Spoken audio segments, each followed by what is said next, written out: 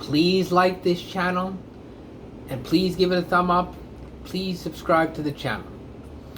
Okay, more jaded comedy. I'm on a one-man mission. This world has gotten way too soft and way too nurturing. There's a little something called tough love. And I have a lot of friends out there, and I have a lot of great colleagues, and I have a lot of things that have gone well, but I have a handful of enemies. People who along the way have screwed me, or who I've deemed their way of life to be nonsense, or they've tried to take me down. And I guess I was going to show you the names, but I'm afraid I'll get sued. So I have an enemies list, and the names are covered. But I'm on a one-man mission to take these folks down, or at the very least, articulate to them how what they're doing is just the wrong way to go. And I'll tell you what inspired me to do this. About 10 years ago, I had a friend, and I may have told this story, but I love telling it. And he wasn't working, and he hadn't worked for quite some time. And he was living off of his parent. And there was a used car salesman. And the used car salesman worked his butt off. And he had 2 kids. He worked 80 hours a week. And he knew this other person. It wasn't his related to him, but he knew him.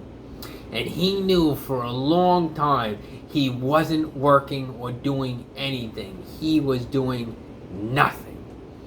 So it was Christmas Eve, and they invited this guy over to the house, used car salesman. So he turned over to my friend and he said, "What are you doing with yourself now?"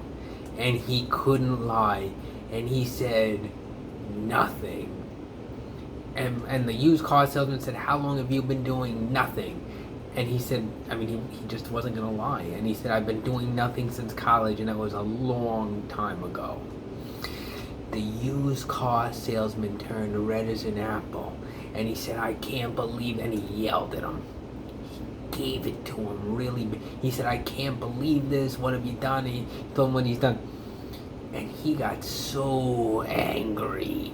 He turned red. He got my friend, I don't know what snapped in him. He just saw that he was working 80 hours a week, and this guy's done nothing for years and years and years. And he grabbed him by the neck and he pinned him against the wall. He said, "Stop it! Stop it!" And the mother moved the table and said, "You have to stop it," and got on her hands and knees, "No!" and started crying, and he was gonna choke him. And they had to and the guy was a very large man. They had to get him and push him off my friend, who was also a big dude. "No, no, no!" And he was pissed that he was doing nothing for so long. And it finally snapped inside of him that he said, "What you're doing is wrong. And some of my enemies are doing the wrong thing, and I know it. And they know it. And their family knows it. And the first one that I tried to take down, that I told him what you're doing is wrong, turned into jelly. And he didn't want to hear it. And I was the bad guy for saying it like it is. And it was terrible. Tough love should be executed.